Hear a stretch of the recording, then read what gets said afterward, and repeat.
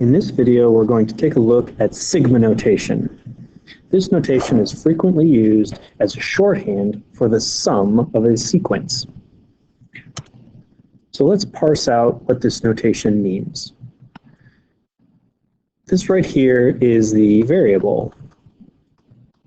This is what's going to be changing. This number right here, this is where the variable starts. This value up here on top, this is where the sequence ends, or where the variable terminates.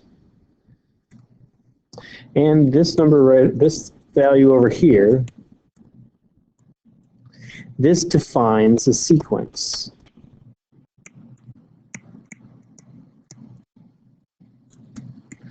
And the way this is read is the sum from n equals 1 up to k of a sub n.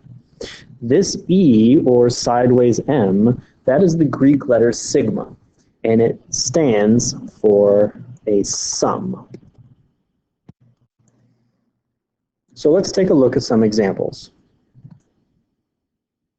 So let's write out the terms of this sum.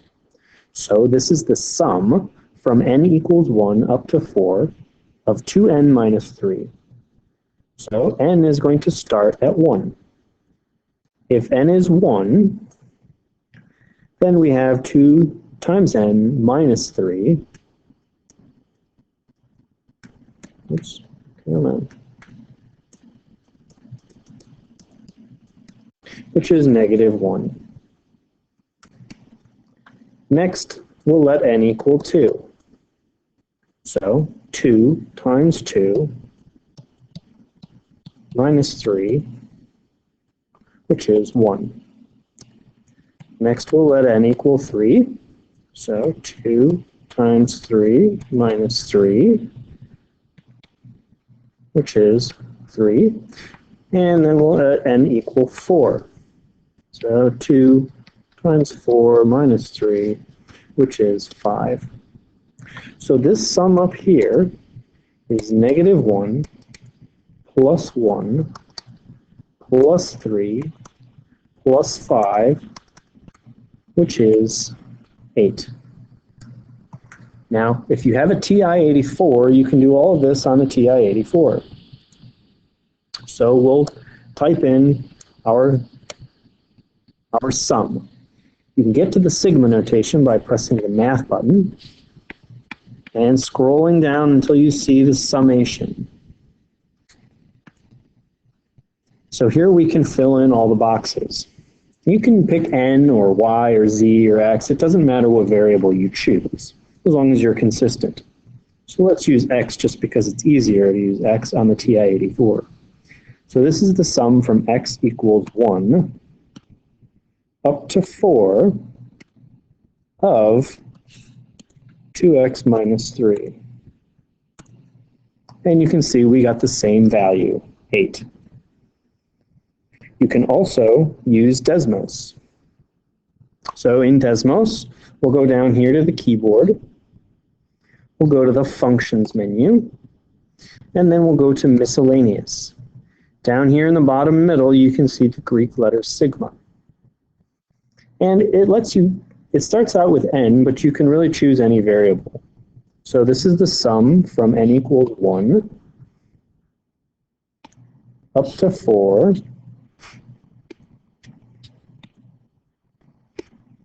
of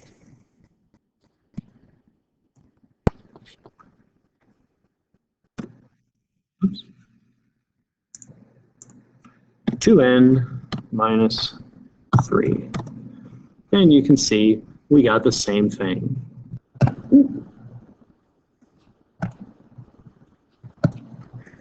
We can also use sigma notation for algebraic expressions. Here, the variable that's going to be changing is n. The x is going to remain in x. So let's write out all the terms. So first, n will be 1. So the first term in the sequence, or in the sum rather, is going to be 4x minus 7. Plus, now we'll let n equal 2. So this becomes 4x minus 14. Now we'll let n equal 3. And this becomes 4x minus 21. This term here is when n equals 1. This term here is when n equals 2. And this here is when n equals 3. And we end at 3. So now we can just combine the like terms to simplify. This becomes 12x minus 42.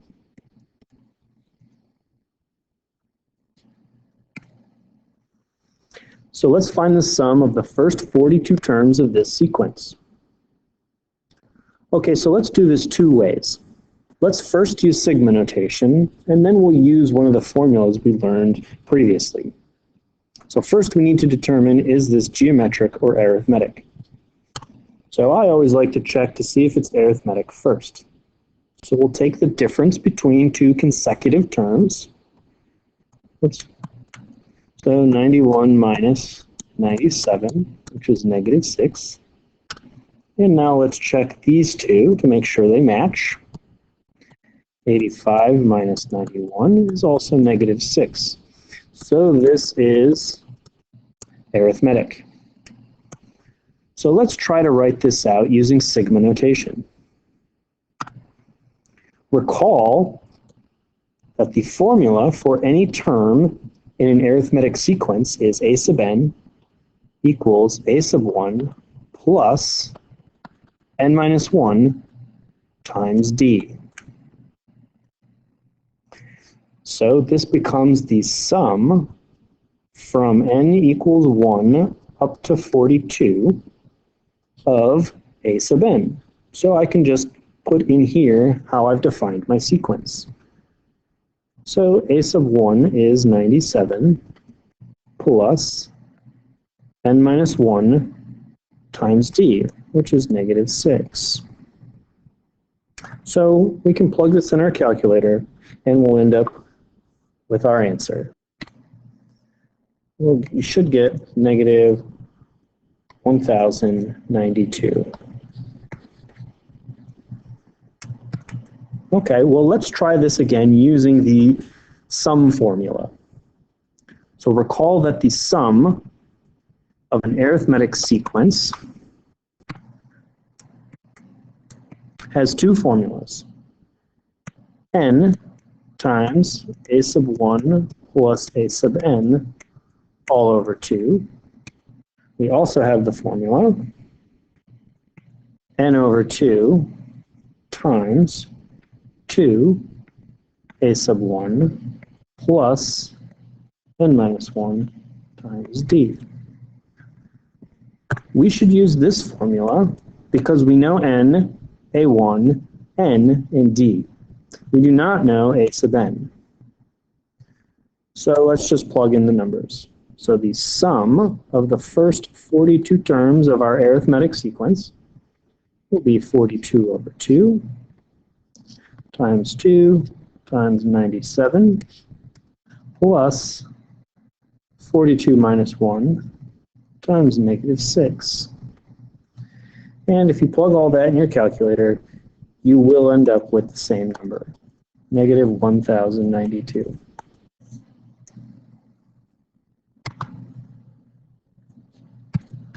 Now let's take a look at a word problem. Caden was offered a job that paid a salary of $39,500 in his first year. Okay, well, in his first year, that would imply that a sub 1 is $39,500. The salary was set to increase by 2% each year. So this means it's going up. This is a growth problem. So to find the second term in the sequence, what you're going to do is take the previous term, which is 39,500, and multiply by 1 plus 0.02. Recall in the previous sections at the beginning of the year when we talked about exponential functions. You take the percentage and divide by 100 to get the b value. And that is equal to 40,000 to 90.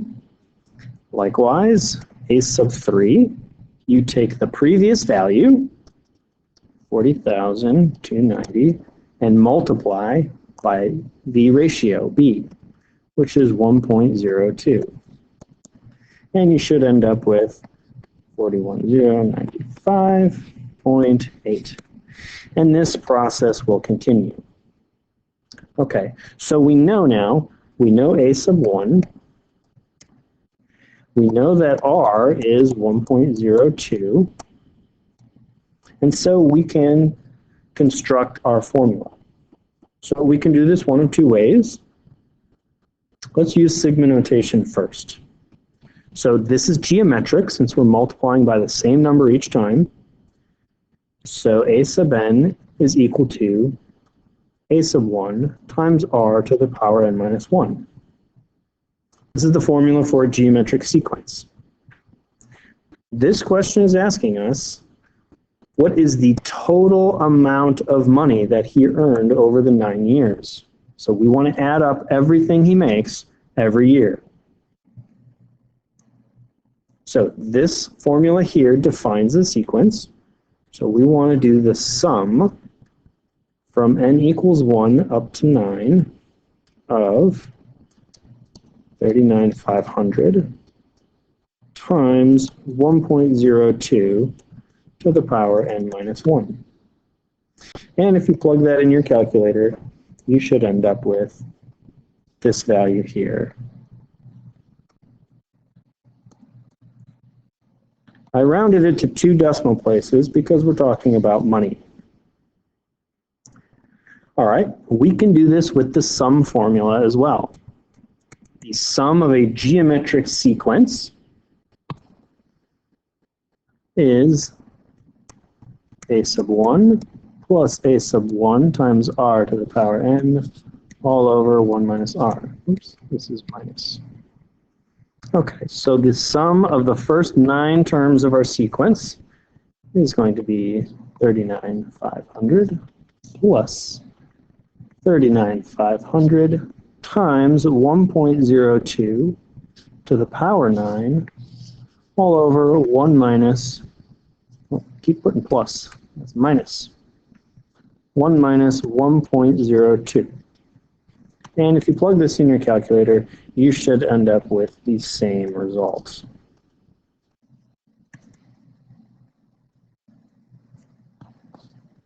Okay, so this is how you calculate the sum of a sequence using sigma notation.